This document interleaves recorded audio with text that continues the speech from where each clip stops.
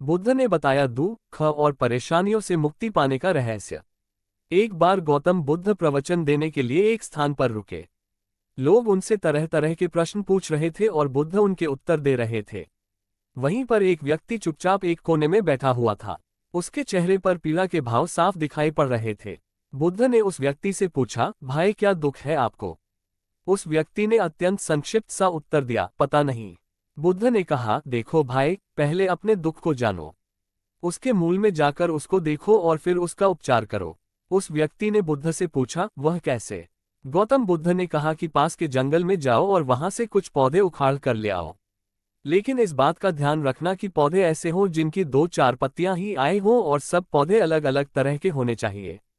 वह व्यक्ति जंगल में गया और बुद्ध के निर्देशानुसार कुछ पौधे उखाड़ लाया।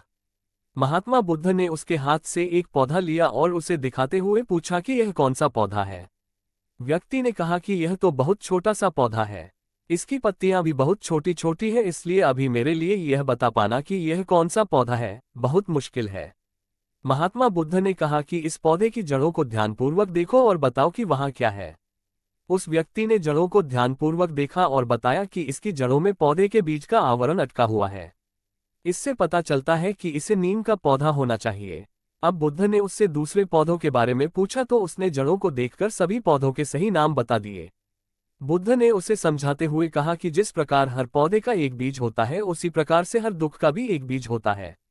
उस बीज को हम कारण कह सकते हैं। बिना कारण के कार्य की उत्पत्ति असंभव है। बिना बीज के न तो कोई पौधा उगता है और न बिना कारण के दुख की उत्पत्ति ही होती है।